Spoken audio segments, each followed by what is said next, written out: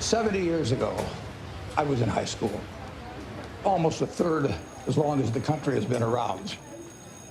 And when I was in high school, I really only had two things on my mind: girls and cars. and I wasn't doing very well with girls, so we'll talk about cars.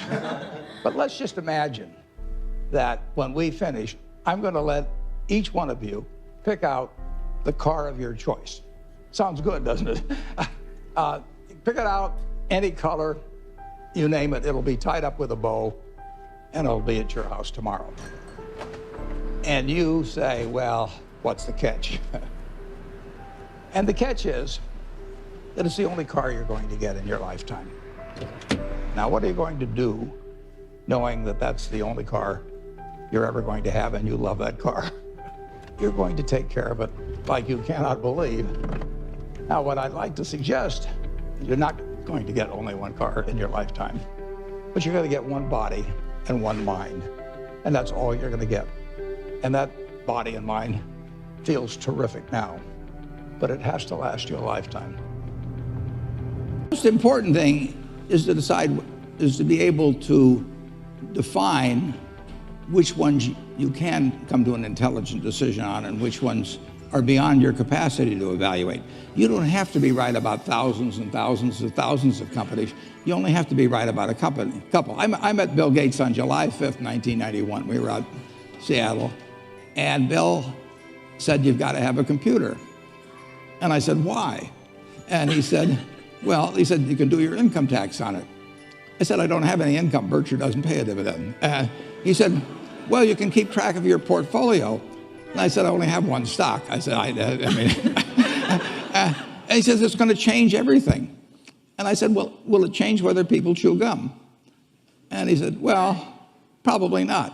And I said, well, will it change what kind of gum they chew? And not. And I said, well, then I'll stick to chewing gum and you stick to computers, you know. I don't have to understand all kinds of business. There's all kinds of business I don't understand. But there's thousands of opportunities there. I did understand the Bank of America, you know, and I'll be able. I'm able to do that.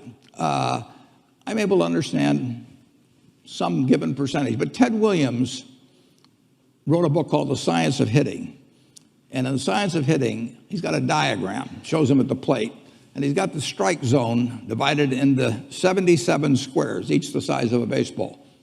And he says, if I only swing at pitches in my sweet zone, which he shows there, and he has what his batting average would be, which is 400. If he had to swing at low outside pitches, but still in the strike zone, his average would be 230.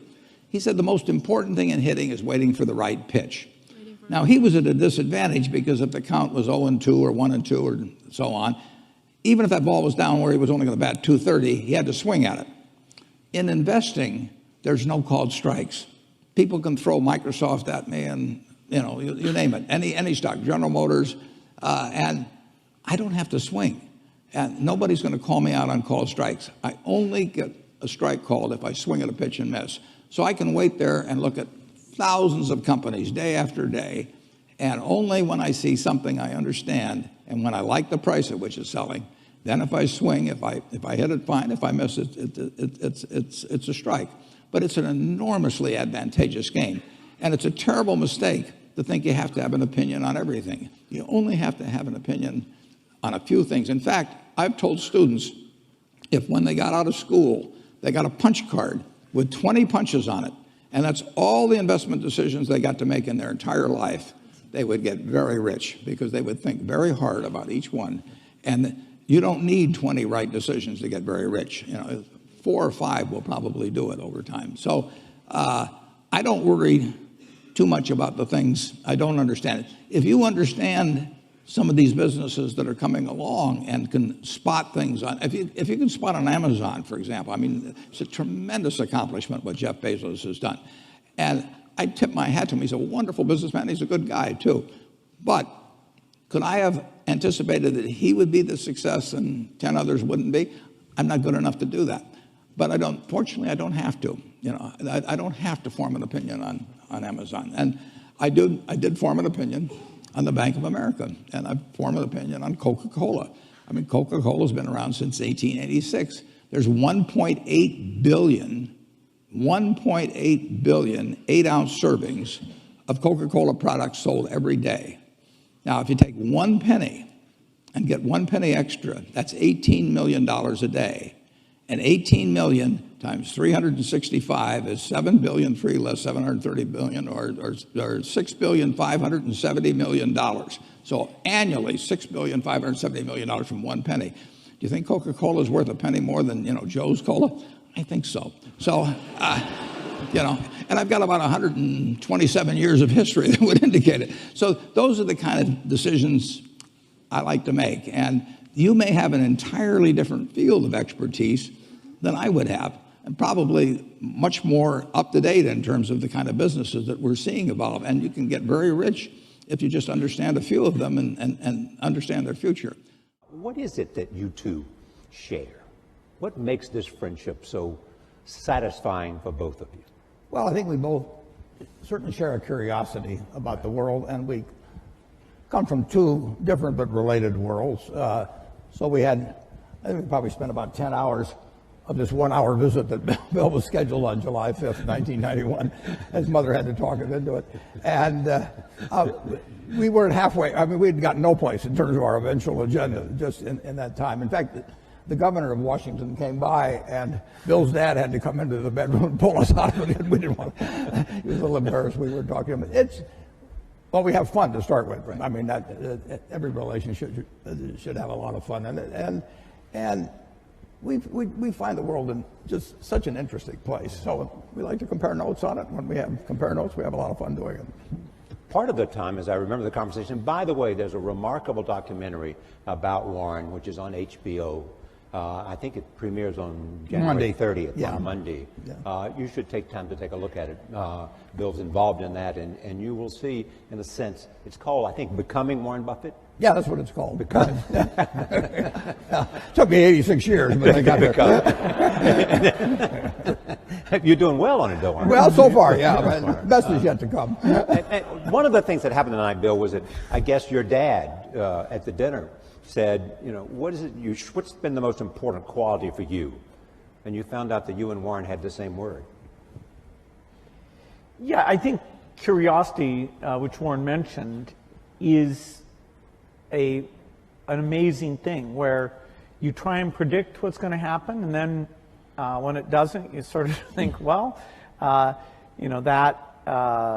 drug didn't get invented, that stock didn't go up, that approach wasn't popular. What is it about my model of the world that's wrong? Who could I talk to? What could I read? And the things that have happened since 1991, mostly good things, have been amazing and just so much fun to talk about.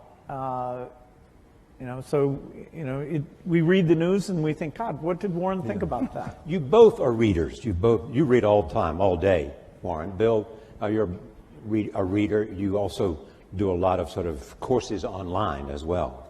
I mean, what does that have done? What has that done for your life? The sense of constantly learning. Well, go ahead, Bill. It's an incredible time to be a learner. I remember when I was young, I had the World Book, which is one of Warren's products, and it was very good. But I always felt like, God, I want to get into this in more depth. I want to understand it better. Today, the videos that are online and the courses that you can buy with the very best professors, it's phenomenal. Take a subject like weather or climate change, or what's going on in economics, what's known, what's not known. Now with the foundation, a lot of what I need to learn is about biology, making vaccines and what's going on with these various diseases. This is a phenomenal time to be a curious person. The information that's out there, I have my biggest problem is that I stay up too late because I'm reading and then I'm a little bit tired the next day. The other thing that you share other than reading is optimism. You believe in America. Absolutely. You have said to me more than once, I would give up a year of my life just to know what the next 50 is going to be like. Yeah, even the next 4 now. I mean. Why'd you pick 4? I don't know, it's just a number that came to me. It is just fascinating what's happened just in my lifetime, in the 86 years. I should mention one thing about reading. It was at the library here at Columbia that I wish I spent probably more time than any other student. I lived there practically. But I pulled the book out there, happened to be Who's Who in America, and it told me something about my professor, Benjamin Graham. And then I looked up and I went to the library and I said, I want to learn more about this because I learned this over here. That changed my whole life. We own Geico now because of that librarian directing me to some other book and then following through on that. It's the chance. I read about 1/5 the pace that Bill does, but I still spend 5 or 6 hours a day reading. I mean, you can learn so much. I particularly love biography. Just to be able to live the lives of these people that have been so extraordinary, the lessons and the discouragements they face, just everything about it. So you can't get enough of reading. What surprises you most about Bill? That's an interesting question. I guess what really surprised me is initially we just found so many things to connect on.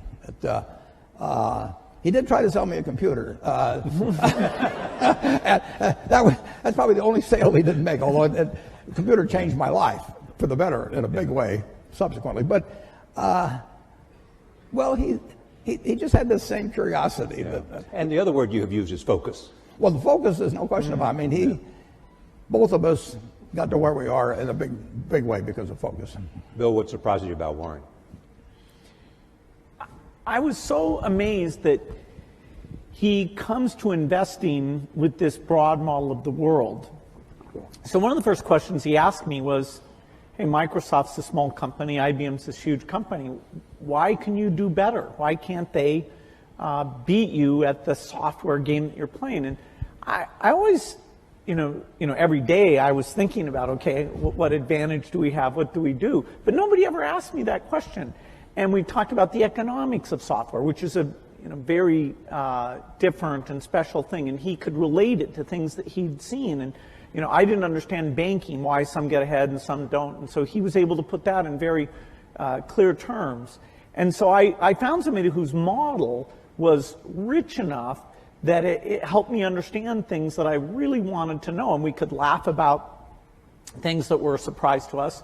I'd say his humility and his sense of humor really stood out in this incredible way. I mean, he enjoys what he does and he shares that with other people. And even, when I ask questions that are pretty naive that he's probably been asked 50 times, he's very nice about, well, it took me a long time to figure this out, Bill, but here's how it works. I tried Bill out with some non-transitive dice. And I'd read about him in Scientific American or someplace. And there were only 2 people in the world in the history of these dice that actually figured it out while I was trying to take their money from them. And one was the leading symbolic logician in the world, and the other was a drunk who didn't really know any better and asked the wrong question. But Bill said, wait a second, you choose first, and the game was over. You taught him, you didn't teach him, but you brought him into a great appreciation of bridge. Yeah, he'd play bridge, but the family is very big on games. His family was very, very big on games, and so we played bridge together, and we played in China, going down the great rivers when we were supposed to be looking at the scenery. We had a good time playing bridge. All right, we've got a lot of questions we want to talk from the audience. We want to start up in the balcony, so we haven't forgotten you. It's hard to see, but is there a number there that has a question? Okay, start it wherever it is. Yes, number 6.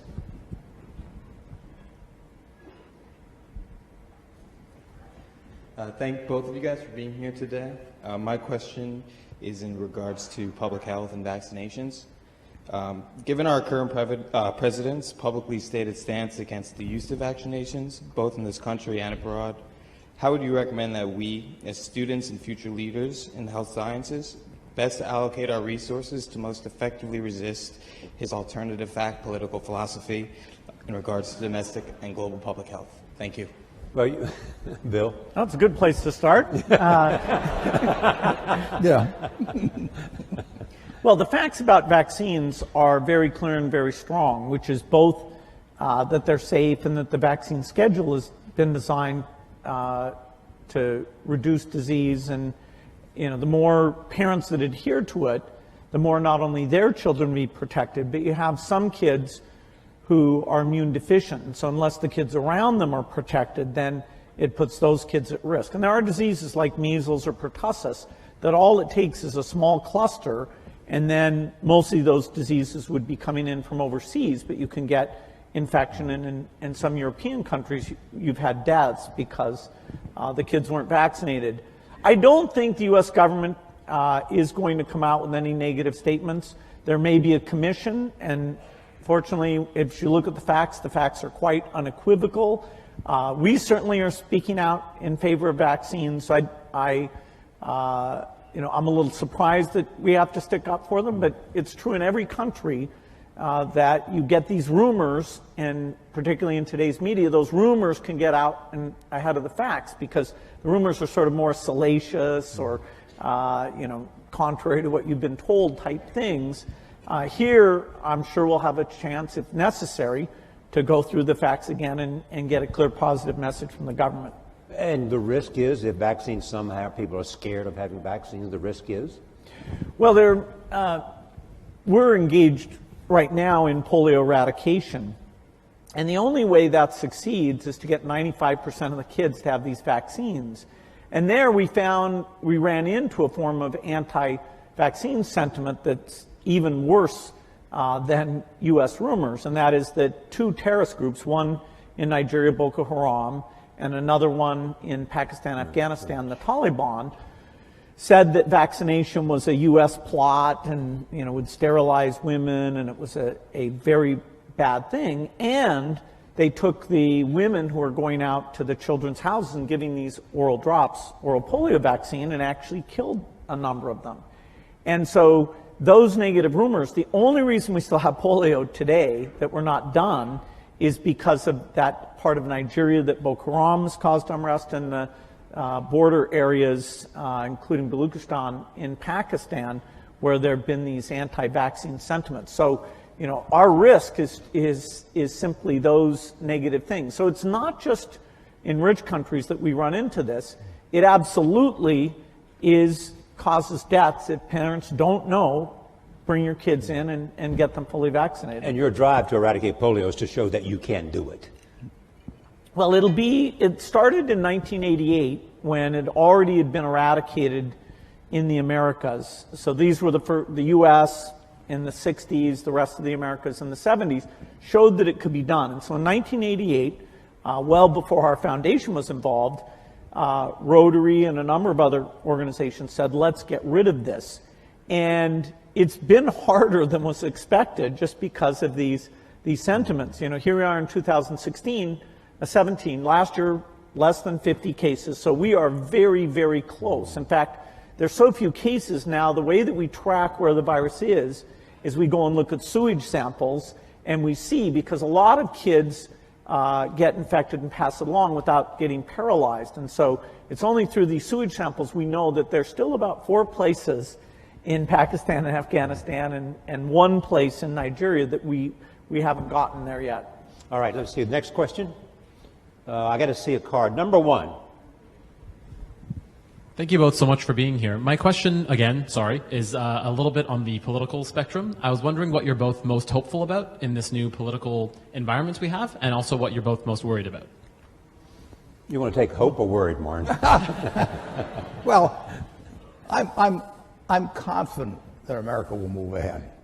It's been, from the time I was born until now, the real GDP per capita of this country has gone up 6 for 1. I mean, nobody ever dreamt that would be possible. And when you look at what's happened in this country over 240 years, it's an absolute miracle. When I went to Columbia Business School in September 1950, 1 woman in the class. I mean, this country moves forward, and you can't stop it. So I'm enormously optimistic. I say the luckiest person born in the history of the world is the baby being born today in this country.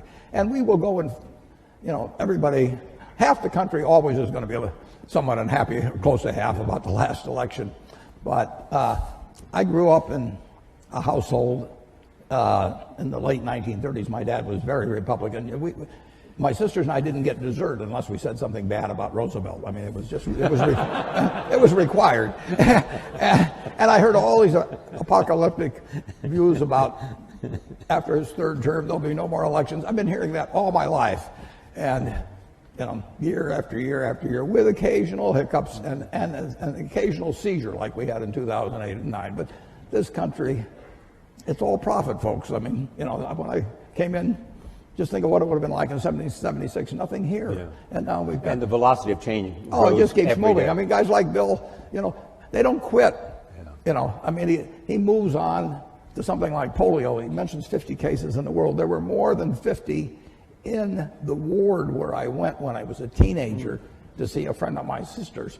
And they were all in these rocking machines and everything. They were destined to a terrible, terrible life, and it was just one ward in Omaha, and now that's the yearly total, thanks initially to, as well as currently, to Rotary and some. But people kept working on it. This world moves forward, and it's been doing. I bought my first stock when I was 11 in April of 1942. The Dow was 100. If you haven't looked, it's 20,000. Something good must have happened in between, and it's going to keep happening, folks. Bill, I know you share the optimism. What about concerns? Well, the optimism is partly that I think American innovation is strong. Support for research is by and large bipartisan. And so whether it's health breakthroughs or even energy breakthroughs, I think, every year that goes by, we're going to have more of those things. Now, this administration is new enough. We don't know how their budget priorities will come out. There are things like foreign aid, which is a small part of the budget, about $30 billion a year, but that means the U.S. is the biggest, that every time there's new leadership, we have to go in and articulate the benefits. It's well spent. It's not the image that people have in the past. And so right now, I think there's a lot of intensity to make sure we get that message out and get, both in terms of the executive branch and the Congress, to maintain amazing things like the President's Malaria Initiative or PEPFAR, which is an HIV thing. These things started under President Bush. And so our foundation's had a great working relationship with Democratic and Republican administrations. Most people wouldn't realize that U.S. foreign aid as a percentage of the economy, which is generally how it's measured, reached its low point in 1999 under the Clinton administration. Now, I'm not saying it was the administration. It was a mix of the administration and the Congress.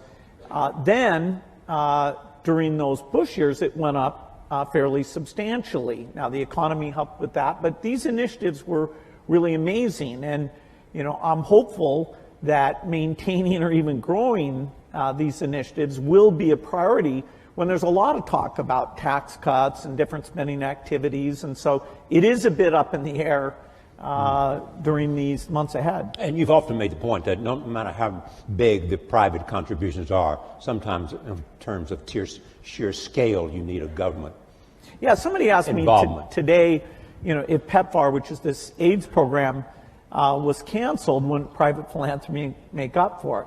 Well, PEPFAR is over $5 billion a year. That is this one aid program, which is a phenomenal thing that's saved over 10 million lives. That's larger than our foundation, which is the largest in the world. So there's no possibility the government sector, US, UK, other European donors, that's $130 billion a year in total that's uplifting these poor countries in health and education. And if we lose the consensus around that, if people draw inward too much, we will hurt progress and there will be millions of lives lost because of it. All right. And one thing that might be mentioned, Charlie, is that the difference between now and 60 or 70 years ago in the ability of really bright people, really innovative, really energetic people to get finance to do things is just dramatically better than it was at that time. So now, if you've got good ideas, and there's good ideas right in this crowd, and you've got energy, it's far easier to get finance to move forward those ideas than you could 50 or 60 years ago. Is that because of the internet or crowdsourcing? Of what is it? It's just lots more capital around and people more optimistic about. People are very optimistic about business. But better ways to connect the two, the capital and those Absolutely. and the ideas. It's dramatic. It's dramatic. And the willingness to take risk. The first venture capital stuff is in the 1960s, and it's tiny. Microsoft, when we were taking outside investment, we took at a valuation of $20 million, we took $1 million for 5% of the company. I'll do it retroactively, folks. You had your chance. You had your chance. We never spent the money. That is, our business was profitable enough. We really didn't need to do that, but we wanted people on our board to give us advice. And there's an episode of Silicon Valley where all these venture capitalists are courting this guy. And that really reminded me of what it was like. By that time, which was 1984, there were dozens of venture capitalists. And that's something that other countries have tried to duplicate. They have in small part, but not nearly as well. This willingness to take risks, the idea that if you have a failure, it's not a mark of shame, that, hey, what's your next startup going to be? You heard his secret, folks. He gets his ideas from Silicon Valley. Be sure. All right, cards. Let's see where the cards are, folks. Okay, number 3, take the card right there. So you started this talk about how you're able to make a model and it won't accurately predict what happens. And on the other side of the coin, I was wondering what happens when you create such well-developed predictive technology, and what are the ramifications and implications of that outcome? Well, I don't think our predictive technology is going to be like an oracle. Warren's nickname is the Oracle of Omaha. But the percentage of times you can predict things like macroeconomics, because they involve emotional sentiment. We're a long ways away from that. The biggest modeling thing I'm involved in is a group that models diseases. So we look at HIV or tuberculosis and understand, okay, what do we have to do in terms of diagnosis and drugs to get these things down? Once we finish polio, we'll go on, and our next big challenge, which will take decades, but I expect will be done in my lifetime, is malaria eradication. So these models aren't nearly at the point where they can take human sentiment into consideration. The field of economics, a very basic question about what we should have done differently before the financial crisis, there really is no consensus, whether it's with the public or inside the profession of economists. They agree that some of the emergency treatment we did was necessary and important, and I wish that was better understood. But in terms of the root causes, it's actually a little disconcerting how little our models or understanding explain how that imbalance got so extreme. All right, well, number 2. Hi, my name is Eugenia. I'm in the engineering school here at Columbia. And I wanted to ask, you were talking about that you love reading. I wanted to ask if you have a particular book that it changed your life, like the way you think about things. And I also wanted to ask, what is the thing that you admire the most about each other? Like you, Bill, about Warren, and the other way around. Thank you. They sort of touched on the second question, but go ahead, they may want to add to it. Books, though, first. Changed your life. Well, a book did change my life, and it was by a fellow who taught here at Columbia, Benjamin Graham, and I read the book when I was 19 called The Intelligent Investor. And I'd been interested in investments since I was maybe 7 or 8, but I'd read every book in the Omaha Public Library by the time I was 11. So why do you think you were interested in investing when you were 7 or 8? Because I was too dumb to get interested at 4. My dad had a very small investment firm, and I would just go down. I read all the books that he had there, waiting to go to lunch or whatever it might be, and then I went to the public library and read them all, and it just was a fascinating subject to me. But I didn't have any. I knew what everybody thought and all of that at an early age, but what Graham wrote made sense. I just happened to pick that book up at a bookstore in Lincoln, Nebraska. But to investing per se, is there something about your core competence that made investing the perfect place for you to be? Yeah, it certainly wasn't to be a pro football player. I looked. It was a question of zeroing out all the other incompetencies, and I was left with one thing. No, Just the allocation of capital. I was actually wired in a way that was, this would be something I would be good at. So wired in what way? I can't tell you precisely, but I've got the right temperament for it, which is much more important than IQ. If you've got more than 120 points of IQ, sell the rest to somebody else. You don't need it in investments, but you do need the right temperament. You do. You do have to be able to think for yourself. And getting back to, the earlier question, the first question I ask myself when I look at a business is, is it important and easy what I can determine about this business? Yeah. And a lot of them don't make it. Now, Bill is looking for hard questions that plague society, and where intellect and money may make a difference. They may not for a while, but he's taking on the tough things. My job is to find easy things. I'm looking for 1 foot bars to step over, rather than 8 foot bars to jump over, But that's not irrational if you're looking at the investment universe. But reading is key. On the biography, on the book thing, I will tell you a wonderful book to read.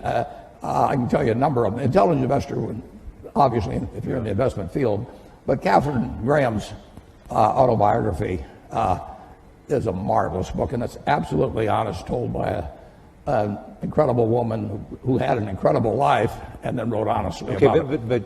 And someone who you knew very well, yeah, and invested with, and she was a bit reluctant and had to be assured, that she was afraid of me, actually. Yes, exactly. But what makes that book so much? It is such a broad range of human experience, honestly told. I mean, you couldn't have nobody in Hollywood could write a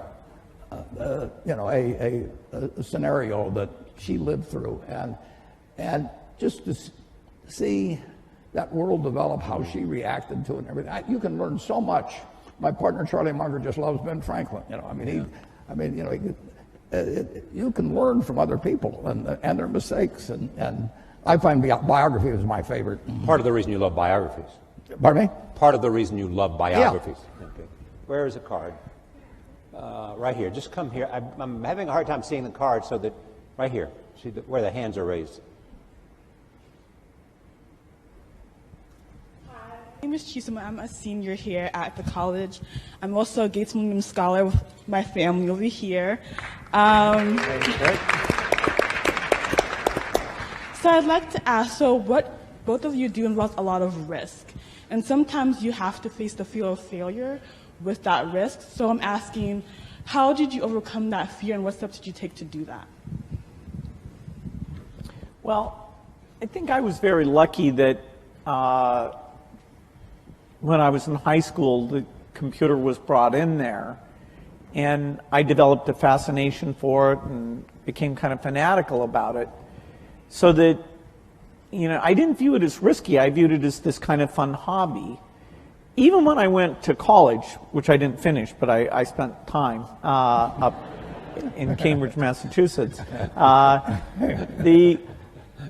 wasn't sure that would be my life's work. Now, as the chip came along and made it mainstream, it became very obvious that something dramatic was going to happen. And so my passion, my hobby, and the area I could start this company right at the beginning of the revolution, that coincided in a nice way. And I never felt it was risky. If Microsoft had failed, I didn't have kids or anything. I could go back to school and finish my degree and go get a job somewhere. I was very risk averse in running the company.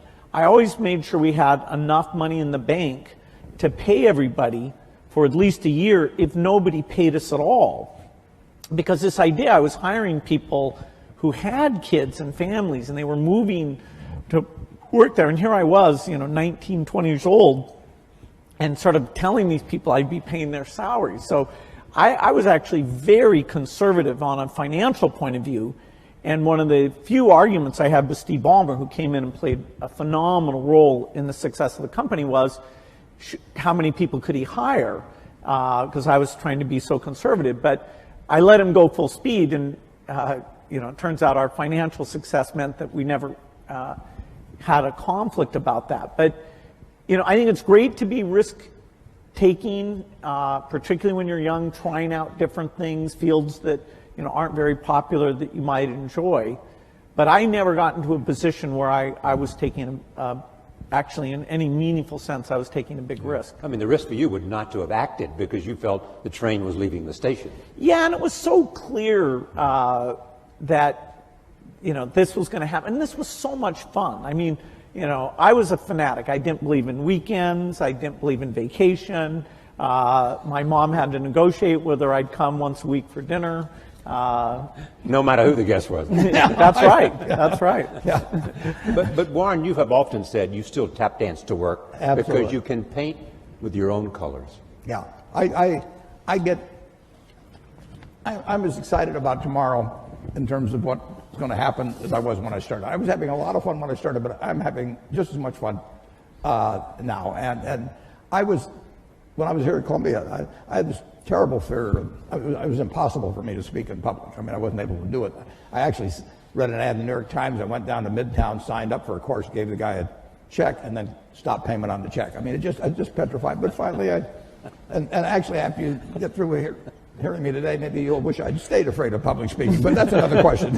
Then, when I got out to Omaha, I finally decided I just had to do it, so I gave a guy $100 in cash, and once I parted with $100 in cash, I'd jump off the Grand Canyon to get my money's worth.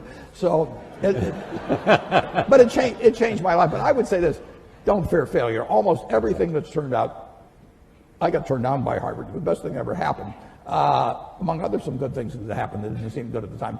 Don't worry about. And don't let it eat at you or look back. Just keep going, because you're going to have some things, and forget them. Go forward. All right, I want to go to the back of the room, right back there, wherever number 3 is. Hi, my name is Matthew Mann. I'm a first year at Columbia Business School. Both of you had a moment where you went out on your own.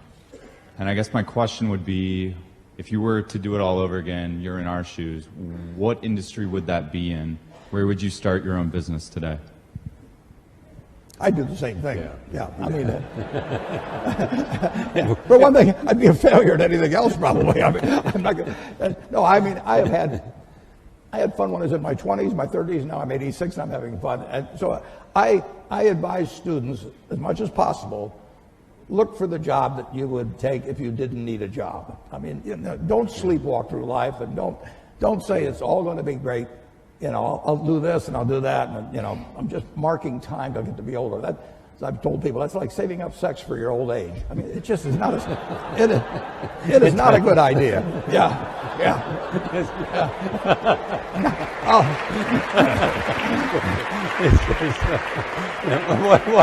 What are you urging them to do? I'll explain it. Just what I'm talking about. Now, you really want to be doing what you love doing, and you can't necessarily find it on your first job. Right. But don't give up before you find it.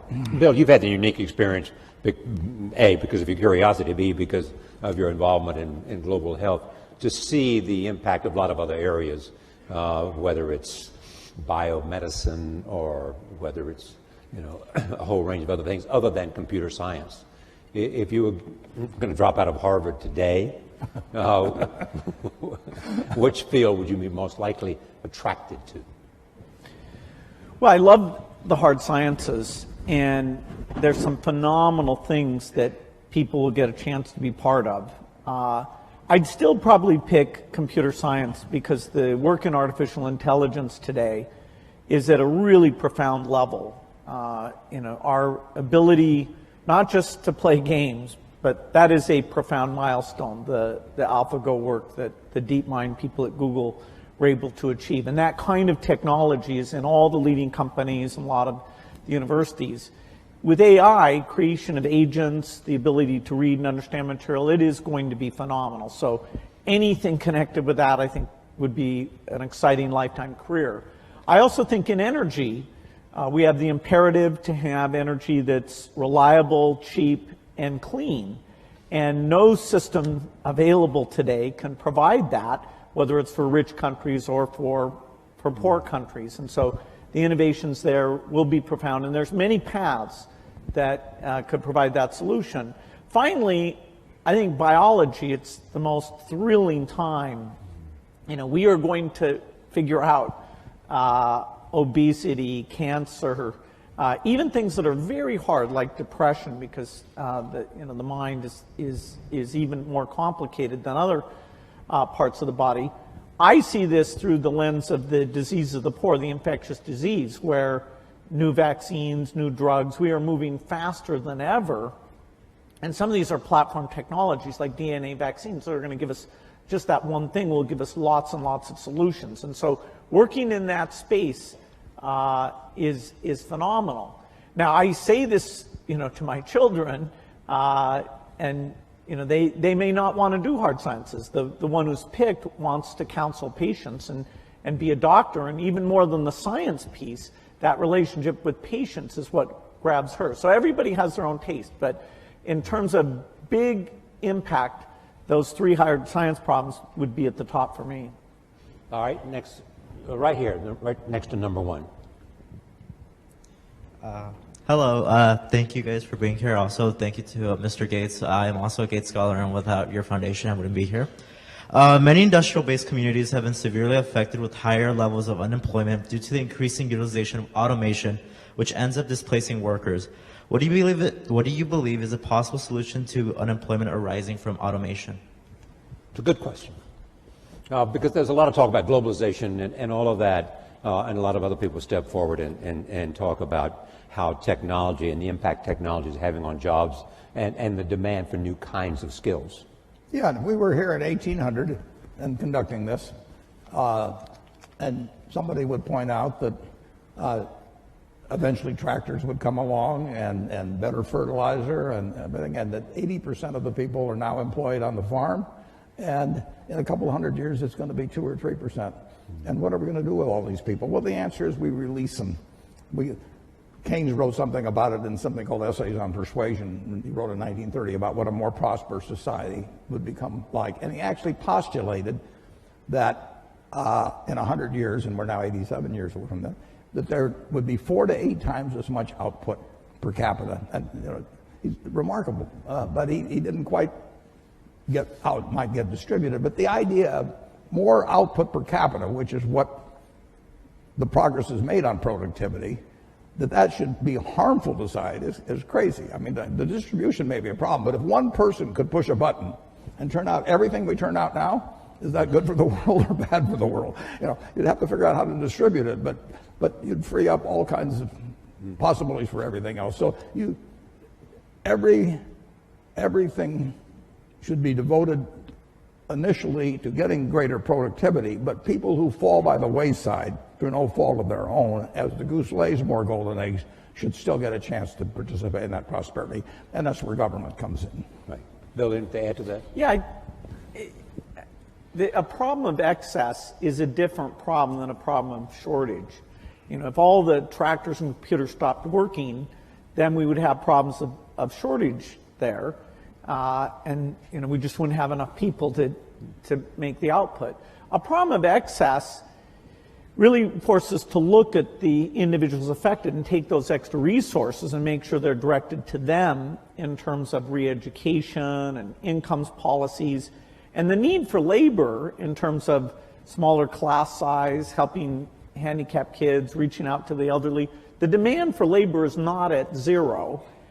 If you ever get to that point, fine, you can shorten the work week, and you'll be just fine with that. And so this idea of taking an individual who during their generation is affected, I think there's a lot to be learned about that, a lot of thinking we have to do. But the macro picture that it enables is an opportunity. Number 2. Also, I'm urging people at the back, so you have a chance. We want to go back up to the balcony as well. I see number 6. We'll come to 6 after 2. Yes. Hi, my name is Sam. I go to Columbia College, and my question is, what steps do you think need to be taken in order to improve public education, particularly in economically depressed areas of the United States? Bill was the one Bill's the education. Yeah. I think this is a super important issue because the dropout rates, although they've gone down a little bit, they're still very high and very based on income. And even kids who graduate, a lot of them don't enter college, or they do enter college, and they end up in these remedial courses for their reading or math capabilities. And those people have an extremely high dropout rate from higher education, and they can incur debt, they have a negative experience. So we have a long ways to go in education. There are some very strong points of light, like here in New York City, some of the charter schools are, with even less resources than schools at large, doing a phenomenal job of educating kids. There are a lot of countries, particularly in Asia, who, spending way less of their GDP on education, are doing a great job educating their kids. And it's not just the top 20%. Their bottom 20% is pretty phenomenal in the case of China, South Korea, and Singapore. And so looking at what we've learned in charter schools in terms of building the culture, giving teachers feedback, what is good teaching look like? Do we give teachers a chance to learn from each other about that interactive element that makes the subject seem relevant and important? There are great teachers, but spreading those practices has been very, very tough. And so I'd say it's a top priority, and our foundation has that for our work in the United States. Education is the top priority, whereas outside the U.S., we take on health. It's a tough problem because the institution of education are fairly resistant to change, and people are not yet convinced by various approaches very easily. But we need to keep at it. We're going to stay and even actually put even more money into trying to help create models. Okay, up to number 6. Hi. First, I want to thank Bill. I've witnessed the role of your foundation in eliminating polio in India, and I'm really thankful for that. My question is more on how to set the basic level of debate in any public sense. Like, there are many trade-offs. How to explain climate change policy for people who are losing jobs in the coal sector? How do you balance the current short-term economic goals with the long-term peaceful transition to the renewable sources of energy? No, it's a good question. The certain topics are so complicated, like climate change, that to really get a broad understanding is a bit difficult, and particularly when people take any of that complexity and try and create uncertainty about it. For example, India's kind of paradigmatic in that they want to electrify for all sorts of good reasons having to do with health and reading at night and quality of life. And the question of should they delay electrification for climate issues is going to be very difficult. The ideal is to innovate in such a way that they can go full speed ahead on electrification without emitting the CO2 that the natural path of them today, which is coal, is the way to go. And so we have a lot of cost reduction to do because rich countries may be able to buy premium electricity. When you get to middle income or lower, that's just not going to happen. And democracy has us allocate these resources in terms of investing in the future and things like research and investing in the present. And when you have a problem like the financial crisis, then you do get a little bit of more of short-term thinking. And I'm hopeful, I think it's better for the world and for the country if we can get back into a little bit more of a focus on the long term. We have some questions from Facebook. Warren, a central tenet of your investing is to invest for the long term. And this comes from Brian White, who says, how might Bill and Warren convince investors to think beyond short-term returns to encourage world-changing innovation? Well, I've spent my life trying to convince people of investing for the long term. Listen, if I knew how to double my money tomorrow, I'd probably invest for the short term too. It's much easier to invest for the long term if you're just talking pure investment, because you know what's going to in my view, it'd be very high probability what's going to happen 10 and 20 years from now in a major way, and I don't have the faintest idea what's going to happen tomorrow or next week. But if you're talking about societal, it's very tough because politicians face elections either every 2 years or 6 years, and the way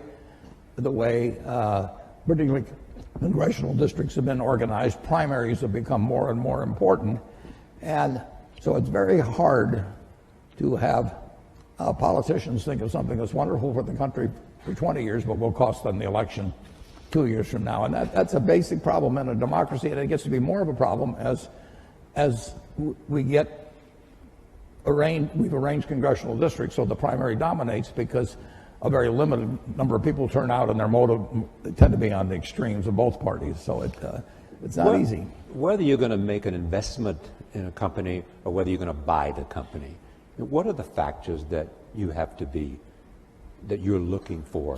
What test? I'm looking for durable competitive advantage. I'm looking for something that has a moat around it for a considerable period of time. And I'm looking for an honest and able management to run it, because I don't know how to run it myself. And I'm looking for a purchase price that's not excessive. But it's better to pay a little too much for something that's a very good business than it is to buy some bargain, but really a company without much of a future. And I don't know. I don't have a ability to predict with a high probability of success the future of most companies. So I'm looking for the exception. But the nice thing is, if there's thousands of companies out there, I really only have to be right on a couple. I mean, it's exactly the opposite of baseball, where you have called strikes, and the pitcher's trying to throw it to you at the worst part of the strike zone for you. And if he succeeds in getting into that corner 3 times and you don't swing, you're out. And investing, it's a no called strike thing. So I can sit there all day and somebody can throw me one company after another, and finally I get one in my sweet spot. Both of you have chosen both wives and partners well. Charlie Munger added what to you? Charlie Munger changed my views. He refined them in a huge way in terms of looking for the quality companies and looking for the ability to make an investment that would work out well for 5 or 10 or 20 years, as opposed to something there might be one. I call it cigar butt investing, where there was one puff left in the cigar, but the cigar was free, so you picked up these disgusting looking things and got one puff out of them and one onto another one. And that worked okay, but it was small scale, and it really doesn't build something satisfying. So he kept forcing me in the direction of saying, is this really a business we want to own for forever? And do we want to get associated? It's like a marriage. I mean, do you want to get associated with this person forever? And it's a great way to look at things. Bill, your wife, Melinda, has added what? Well, she's... Other than 4 children. 3 children. How much time do I have? Because she is your partner, and she was there in the philanthropy from day one. At Microsoft, I had 2 partners who were amazing. I had Paul Allen in the early days, and then Steve Ballmer as the company got bigger. And we would not have achieved anything what we did without those partnerships. Because, when things are tough, when you're making big decisions, having somebody who's really in there with you, committed, for me, I couldn't have done without that. For the foundation, Melinda's an amazing partner. She thinks about the people issues better than I do. She, knows when I get overexcited about the science. She can, make sure we're being realistic about it, and it makes it fun. Last week I went to Europe to World Economic Forum. She went to Nigeria, and then this weekend we just sat and talked about, okay, what did we see? What does that say about the work we should do? And so, I don't think I'd enjoy it without a partner, and particularly someone amazing like her. It's more fun with a partner. I mean, Charlie and I have had more fun working together than either one of us would have had individually, and we have never had an argument after working together for 58 years. You talk every day? Not anymore, because we know what the other guy's going to say. We just grunt. We talked it all out 50 years ago. So if you see Charlie and he says, "Why haven't you called me?" you'd say, "Well, I knew what you'd say anyway." Absolutely. No, there's no question about it. But we still have a lot of fun together. All right, right there. Well, let's see, number 2. Hi, Hi, my name is Molly Zanger. I'm a student at Barnard College. I guess what I'm basically wondering is what your main considerations are when you're choosing where to donate and what causes to donate to, and what the main challenges are that are associated with that. Yeah, well, I wholesaled it because I made a choice that I wanted to have. Well, originally, my first wife and I planned that I would pile it up and she would unpile it, but that was plan number one. But she died in 2004, and then I had the problem of figuring out the best way to distribute what would turn out to be a lot of money, and I wanted some people who had similar values and similar objectives to what I had, but I also wanted people who would pour in intelligence and energy, and in the case of Bill and Melinda, a lot of their own funds, would work at it full time, but who really saw society as I saw it, which was that every life is of equal value. And that if you start with that, and then you figure what you might be good at changing, whether it's in medicine or education or early learning or whatever it may be, that was my answer, was the wholesale. I mean, retail philanthropy would drive me crazy, but wholesale philanthropy I really like.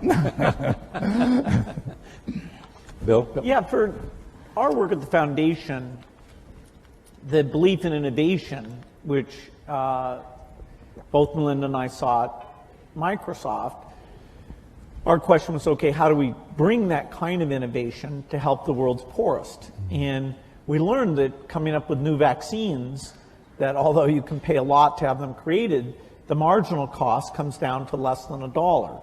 So getting a new vaccine for the main cause of diarrhea or pneumonia, that can be a phenomenal thing. So you're looking for these super nonlinear dramatic things, because as a, per poor person or compared to government funding, philanthropy is actually quite small, and yet funding vaccine projects, the government isn't as good as that as a philanthropist who assembles a team and over time is learning how to do that very well. And we had models. Rockefeller Foundation was a phenomenal foundation. The Green Revolution is just one of many things that they did which raised agricultural productivity and avoided hundreds of millions starving. And so studying the other foundations that have taken these big breakthroughs and created a model out of those, that was very informative to what we've gone after. What's the most important lesson you've learned, though, about making investments from the foundation today that you learned along the way? Well, I think when we started out, I thought that just coming up with a new vaccine or drug alone would be enough, and that the world would then take that and get it out to all the children of the world. Partly through field visits I did, that Melinda did, looking at the statistics. That delivery system doesn't get out to a lot of the kids. And so having to figure out how people were hired or how that was funded and measured, this what's called primary health care, we were drawn into that out of necessity. It didn't fit the normal sort of in the lab, come up with this great concoction. And yet, in order to achieve our goals, we needed to think about those delivery pieces. In fact, sometimes the state of the product actually had to be simpler in some ways in order to get through that very limited delivery capacity. And now we're getting to 86% of the world's children with vaccines. It was about 70% when we got started. So that's a good increase. We still have 14% to go. Bill and Melinda have amazing convening and persuasive powers as well. So, I mean, they bring something far more to it than just money.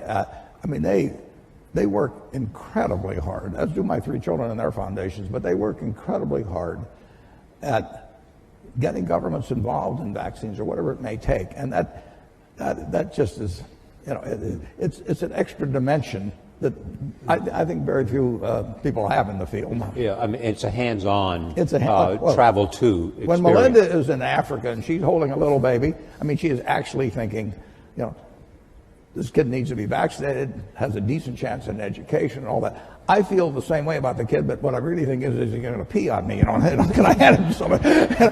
So there's just a difference in that human touch that makes a big difference. I'm halfway in between. I think he's closer to me, actually. Number 1, number 3, and number 4. First 1, then 3, then 4. Hi, I'm Malvika Goswami at the Columbia Business School. If the current government were to ask for your advice on immigration or healthcare reform, what would you recommend to them? Warren? Well, on immigration? Yes. Immigration, I mean, this country is built on it. I always say to people that are anti-immigration, let's put it in retroactively. Everybody leaves. It's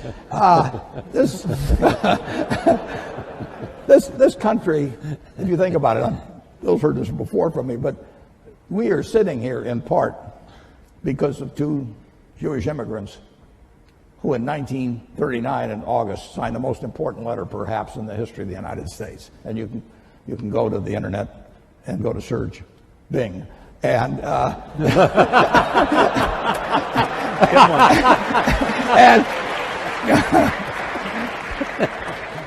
and just type in Einstein, Roosevelt, 1939. Leo Szilard and Albert Einstein, 2 immigrants, came here.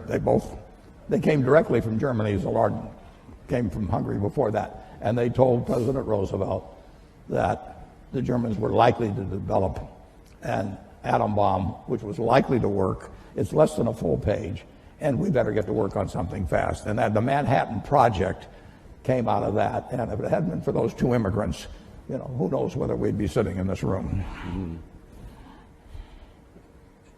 Immigration? I'm going to let him handle it.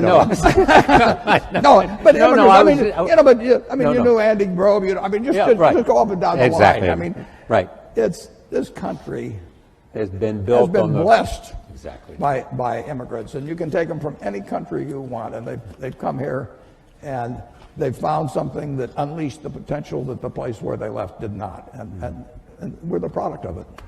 The question also was about healthcare. I mean, what can you tell us about healthcare that you think is important in terms of the consideration of what might happen? I mean, if you were building a healthcare plan for America, what would be the elements that you would want to include? Well, there's no doubt that in order to provide decent health care, the percentage of GDP devoted to it is going to go up over time. It's already very high, and yes, there's some efficiencies to be gained in that 18% or so number. But as society ages, as we come up with new things like joint replacement, organ transplant, which are going to create lots of human benefits, we're going to have more resources overall, including more government resources for health care. And so it's a tough problem because you have both access problems today and you have cost problems today. And whenever I look at a problem, I have this one simple lens, which is innovation should help here. But in this case, innovation, while it will provide breakthrough drugs that will save costs, like if you can cure Alzheimer's, which we certainly haven't done yet, that will save on huge long-term care costs. So we have these chronic diseases that we've made less progress on than some of the others. And the market mechanism to get pharma to go after those things and the basic research US funds, I am quite optimistic that we'll have some advances. But they'll also give us some very expensive things that will mean we're spending more money against it. And I do hope, that at some point that we really are calling on the best minds to look at the incentives for the breakthroughs, the most efficient system we have here. I think there's a lot of unhappiness in the country now stems from the fact that the healthcare system isn't delivering, and yet people are saying less government, more government. Right. I don't think they're being given the depth of education about why it's so tough that over time will help them vote for the right solution. The depth of explanation. Let me go. I'll go to Facebook in just a moment. But where was I? I promised 3, 4, and 6. 3 is there, and 6 is up there. So go 3, 6, and then we'll go to Facebook. Hi, my name is Josh Schaefer, and I'm a dental resident at Columbia. My question is, for future doctors and dentists of America, what advice do you have in giving about having a proper balance of providing that health care, but also mastering the concepts of business and economics? Well, Atul Gawande is, an incredible author. Exactly. He, in the current issue of the New Yorker, has the latest in wonderful articles about the healthcare system. And he's talking about the people who do sort of heroic surgery like himself are paid twice as much as the people who are on an ongoing basis in a great incremental way learning about the patient and seeing what works for them. And it's a calling cry to say, hey, that part of the system needs to be run better, needs more resources. So I think it's brilliant that he's saying that, and it also corresponds to what is working in some other countries. Okay. 6. Hello, my name is Donna. I'm from Columbia College. So you both have invested a great deal of money abroad, but there is a prevailing belief by some that there are pressing issues in America. There are poor people here, there are sick people here, and we should deal with that first before even tackling anything abroad. So what are your thoughts on that? Well, my own personal thought is that every life is of equal value. And in many ways,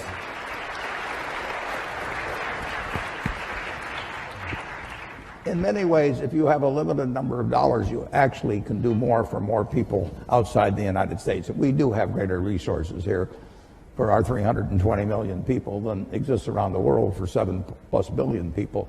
So if you can improve the lot of more people by intelligently spending $1 billion or any other number in other areas of the world actually than here. And coming from Omaha and having the money I have, people can say, well, why not spend it all in Omaha? You grew up here and Omaha's done all kinds of things for you. And I absolutely acknowledge that. But in the end, if I've got X dollars to spend, I can make life better for more people if I can have it intelligently allocated in other parts of the world actually than the United States. And that draws a fair amount of criticism, but I live with it because that's just what I believe.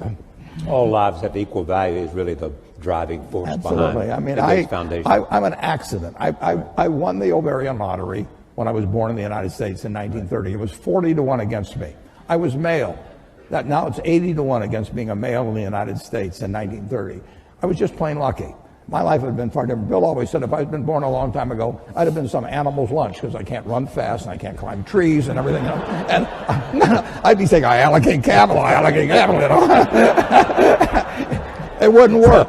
And, I was lucky. But 79 out of the 80 weren't as lucky as I was at that time. And, Bill. Go ahead, Bill. Yeah, in terms of the helping people in other countries, the foreign aid budget of the U.S. is 0.8% of the budget. And there will be, in the years ahead, a discussion about, is that worth doing? It saves lives for typically about $1,000 of life saved. And in terms of stability and countries eventually being self-sufficient and being part of the world economy, there are some huge benefits to that. So if we were talking about should we spend 20 or 30% overseas, okay, that would be a very interesting discussion.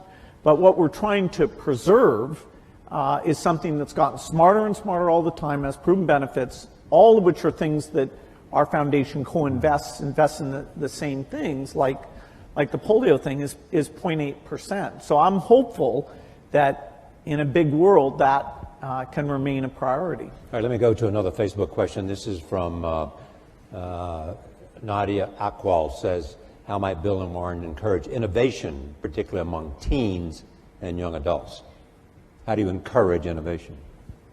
Well, I think you have a market system that provides rewards for it. Yeah, that's one of them. Yeah. and we haven't. I mean, we have an incubator for innovation in the United States. And, Bill can drop out of school.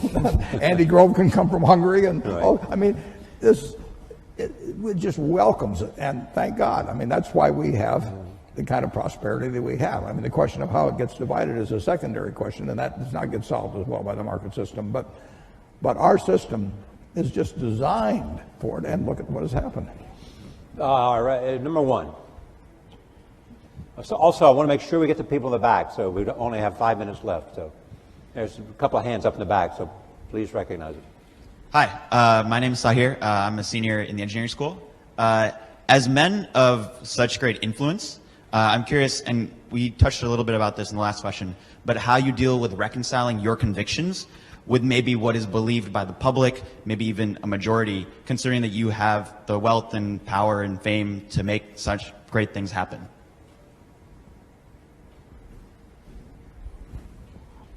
Either. Well, I don't see, the convictions I have, I love sharing them and talking to people and understanding, where people disagree. I can be overly science-centric about things. There's all sorts of causes that are super important that our foundation, because we have limited resources, we don't get to go and do. There's lots of diseases. There's aspects of education. Part of the strength of philanthropy is its diversity, and so just by sharing the fact that it's fun, it really can have measurable impact. I hope that sets an example for all of philanthropy. I don't happen to believe that my voice should be that much louder than other people. So some of these big political donations, at least I and I think Warren as well, we've chosen not to have that be a huge way that we're spending our money. That's a personal choice. The money's being saved for not for the megaphone, but for the work of the foundation. Yeah, we get a podium of a certain sort, but people do not. With a partner like Charlie Munger, you don't have to worry about my views being accepted automatically. They point out the shortcomings. And the influence of money in politics, I really think, is bad news for this country. I think Citizens United was a terrible decision. And the idea that somebody can pour millions and millions of dollars into a campaign, and in certain cases it not even be identified, I think really kind of goes counter to the kind of America I believe in. The two of you created, along with Melinda and others, created the Giving Pledge. How's that going? Going terrific, Bill can tell you. It really is going terrific. Yeah, philanthropy is kind of a lonely Bill, tell them thing. what it is exactly. Yeah, okay, this is, we love philanthropy of all types, and part of the strength of American philanthropy is actually people with very little who are incredibly generous. Here, though, we said for the people who are super lucky, have over $1 billion, we want a group who are working together, who are committed to give the majority of their wealth away, to learn from each other. What's worked, what hasn't worked, how do you involve your kids, how do you hire staff, and they'll find areas they're working on together and cooperate, but we're not pulling any money.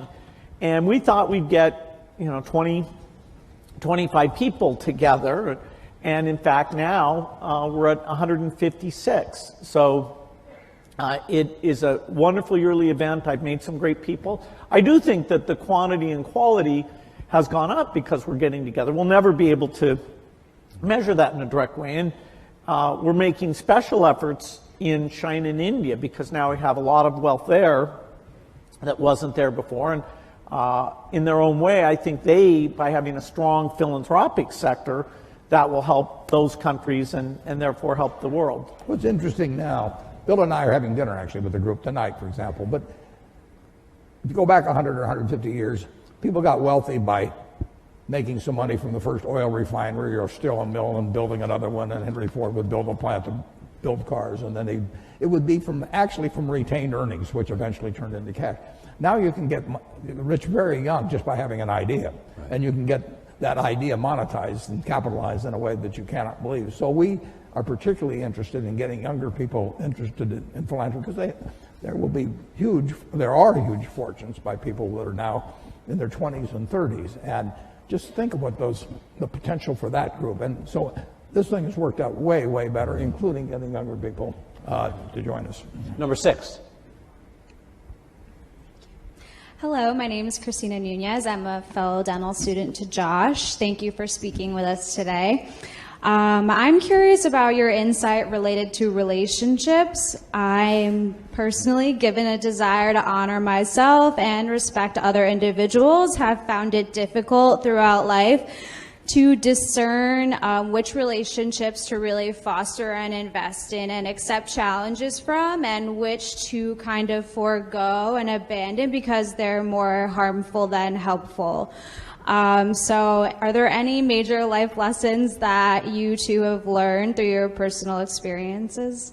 Well, it's a very important question, and the more you will move in the direction of the people that you associate with. So it's important to associate with people that are better than yourself, and actually the most important decision many of you make, not all of you, will be the spouse you choose. Right. And you want to associate with people who are the kind of person you'd like to be. You'll move in that direction, and the most important person by far in that respect is your spouse. I can't overemphasize how important that is, and you're right. The friends you have, they will form you as you go through life, and make some good friends, keep them for the rest of your life, but have them be people that you admire as well as like. Bill, you'd add to that? Yeah, some friends do bring out the best in you, and so it's good to invest in those friendships. And you know, some friends challenge you about things you're doing, and that that level of intimacy is great. I wouldn't say that I was so obsessed with work. I didn't invest, I'd say, in my 20s and 30s as much as I should have. It's really through Melinda and seeing other people I realized, okay, that is it's really worth the investment to have those people, as you're always there to help them, and vice versa.